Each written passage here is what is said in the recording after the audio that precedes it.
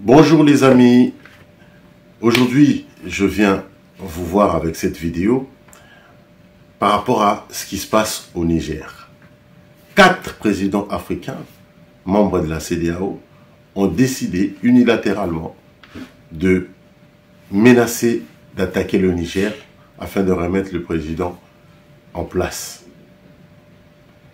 Ce qui se passe au Niger peut se passer partout en Afrique dans nos pays.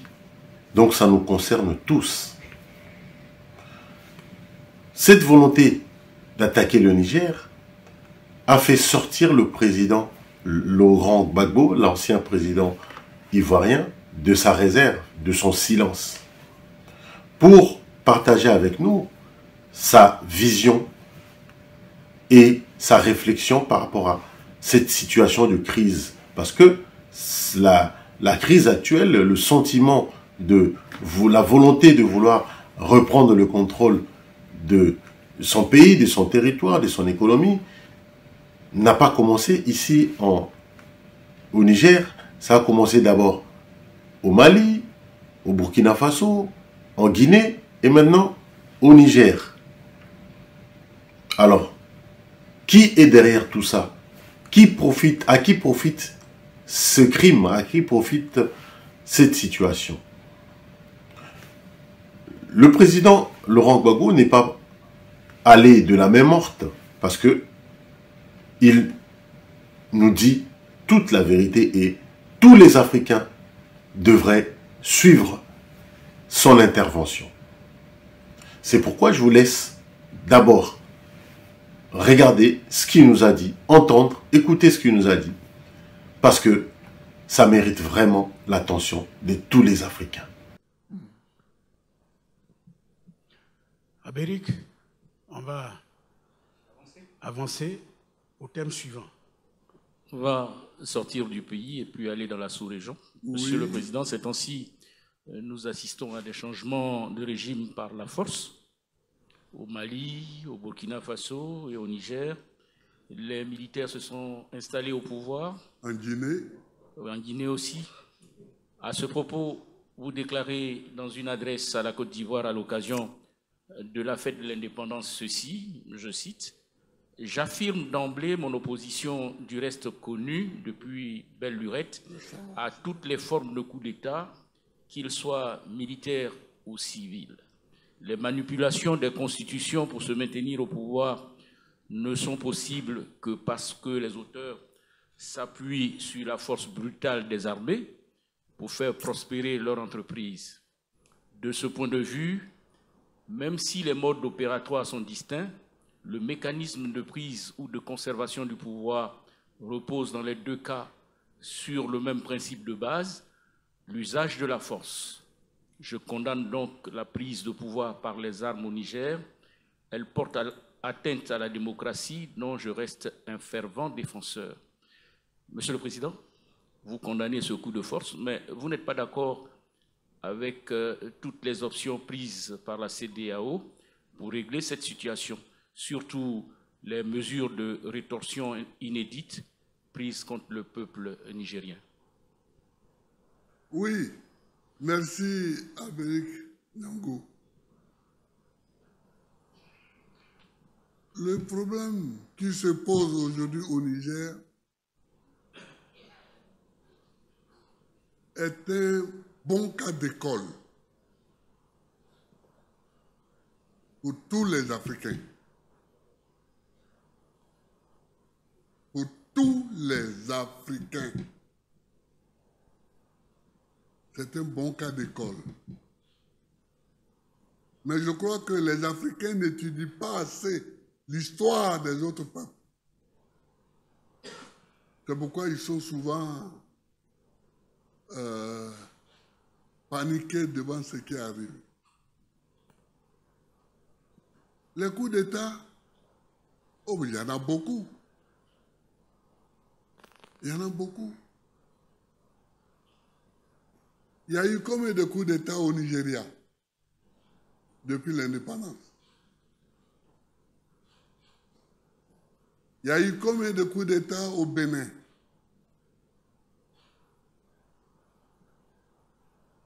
Il y a eu combien de coups d'État au Togo?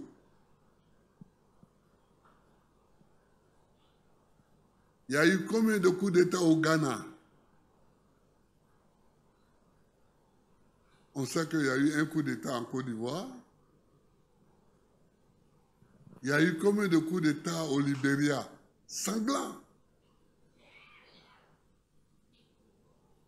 Où les dignitaires du régime ont été fusillés au bord de la mer.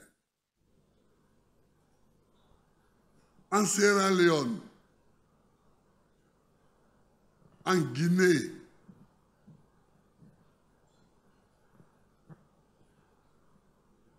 je peux continuer. Tout ça, dans tous les pays de la CEDEAO, il y a eu combien de coups d'État? Nous vivons avec les coups d'État. Les coups d'État font partie de nos agendas politiques. Il ne faut pas se mentir. Il ne faut pas se mentir et croire que parce qu'on a élevé la voix et qu'on dit qu'on va aller envahir le Niger militairement, on va mettre fin au coup d'État. C'est faux.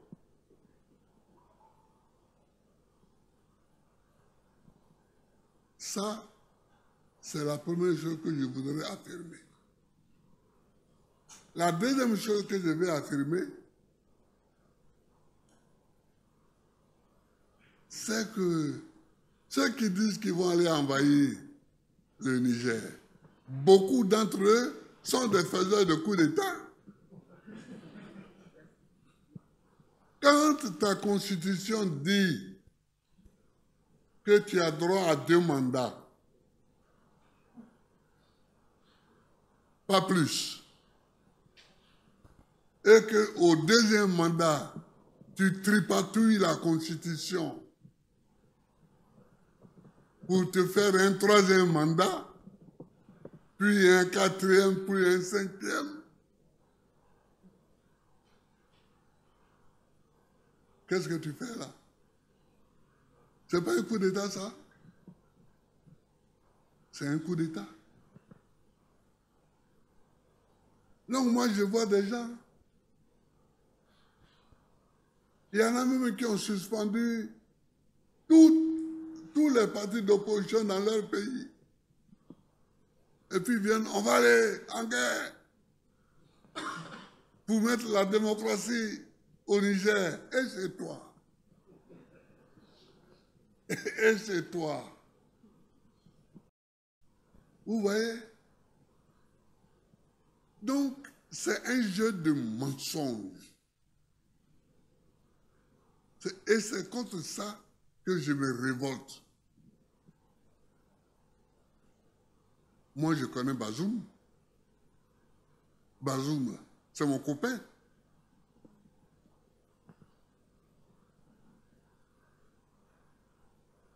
Là-bas, à Niamey, je connais où se trouve la maison de Bazoum. Je suis allé plusieurs fois là-bas.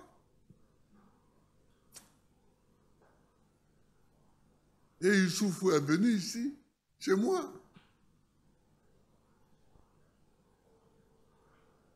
Et Ibeka du Mali est venu ici plusieurs fois. Il est allé voir ma maman au village et mon papa qui vivait encore au village. Mais je vous le dis, il ne faut pas mentir. Il ne faut pas mentir. On ment quand on laisse croire aux gens qu'on veut aller au Niger pour réinstaller Bazoum dans un fauteuil démocratique. Mais c'est faux.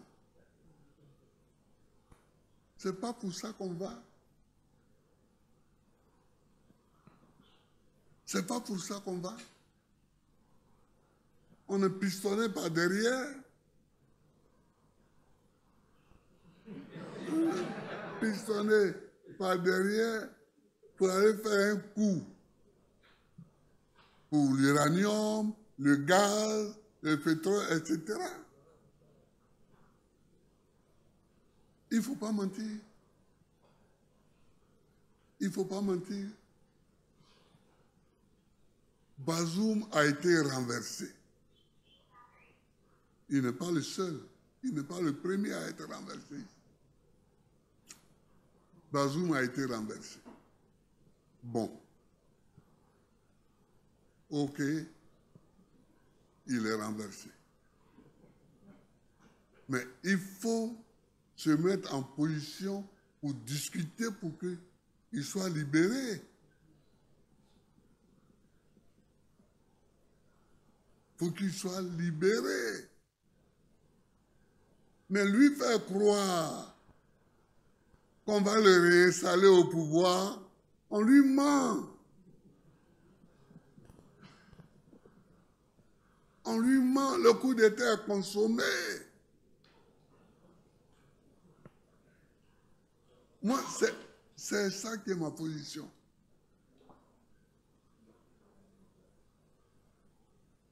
Je connais Bazoum, je connais Youssouf, tout ça. Je les connais. C'était mes copains.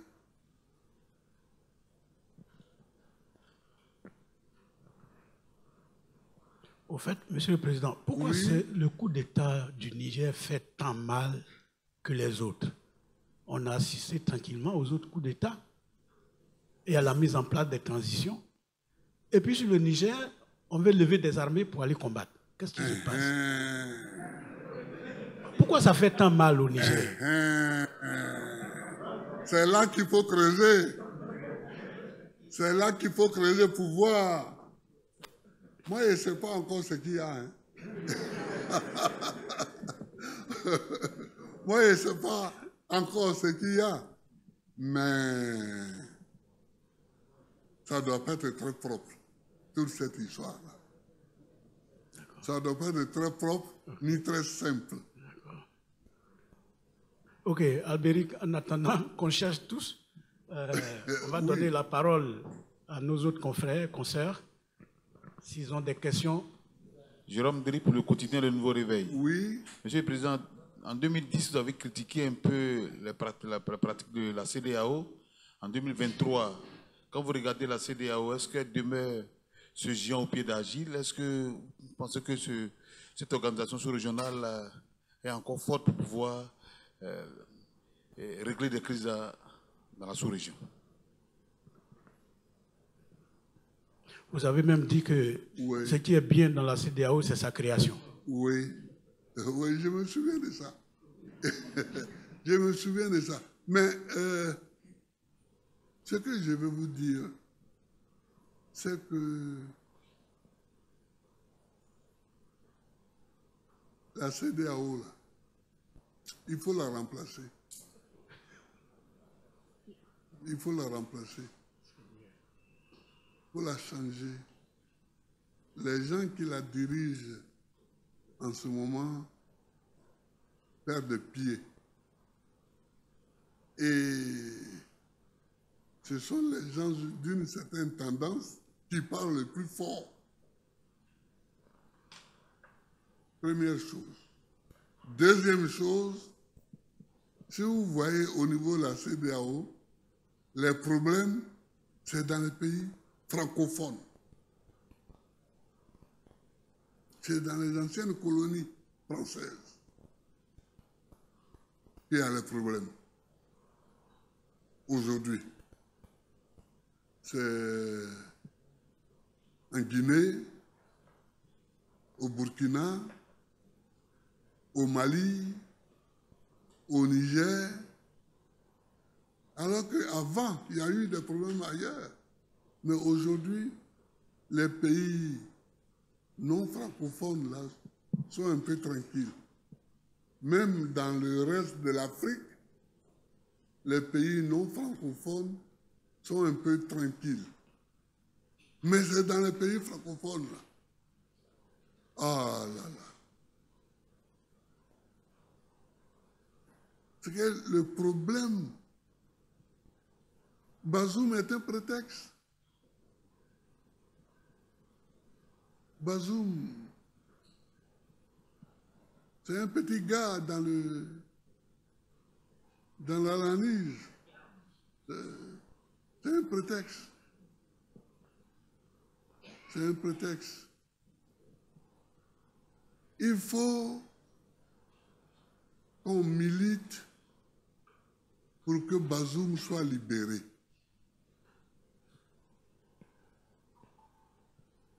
Qu'un chef d'État de la région ou d'ailleurs accepte de le recevoir, lui et sa famille. Et comme ça, on aura vidé la partie émotionnelle du problème.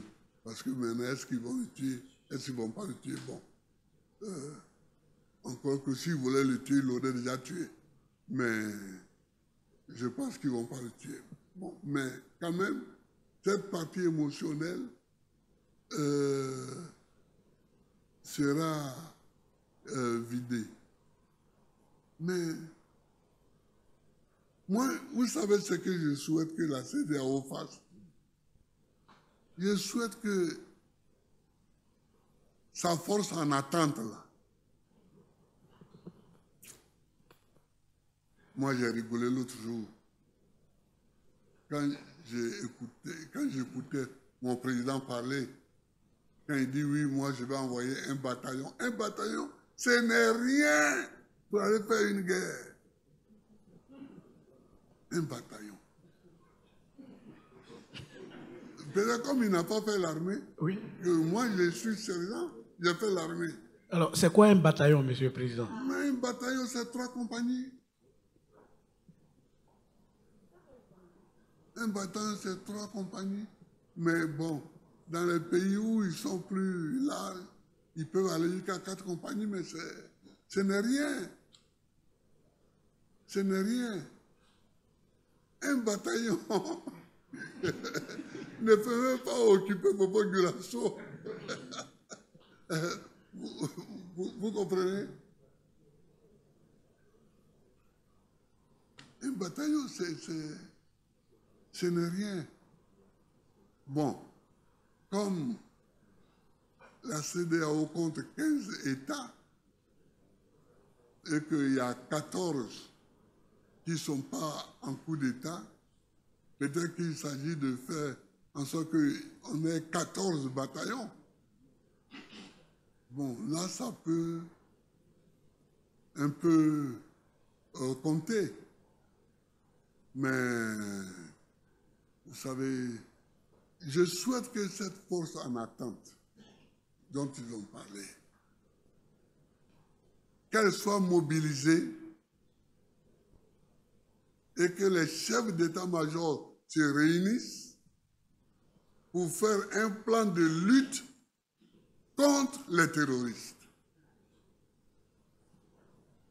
Les jours où on me dit que la CEDEAO s'est réunie et a décidé de lancer une vaste offensive contre les terroristes en Afrique de l'Ouest et que les chefs d'état-major ont pris la décision de faire le plan de bataille contre ceux-là, ici, ils sont venus à Bassam, les terroristes. Au nord, la Côte d'Ivoire, on les voit frémir, on les voit s'exciter un peu de temps en temps. Au Burkina, au Mali, au Niger, etc. On peut y envoyer nos forces en attente pour se battre contre les terroristes. C'est ça que j'attends de la CEDEAO. Et non pas de chercher à aller délivrer Bazoum pour le repasser au pouvoir. Bazoum, on peut le libérer par la parole, par la négociation. Mais ce qu'il faut faire, c'est d'envoyer les forces combattantes pour pourchasser les terroristes sur toute la superficie de l'Afrique de l'Ouest. C'est ça que j'attends. Merci, Monsieur le Président. Dans l'une de vos questions, vous avez constaté que le problème en Afrique de l'Ouest, c'est dans les zones francophones. Doit-on conclure que le problème, c'est la France? Et la CEDEAO, vous avez évoqué également un piston derrière. C'est qui le piston? Ici, c'est qui le piston derrière? Qui pousse la CEDEAO? Oui. Alors, vous voyez,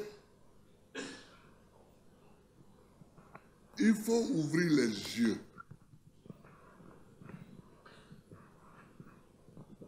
Et ne pas prendre toujours les évidences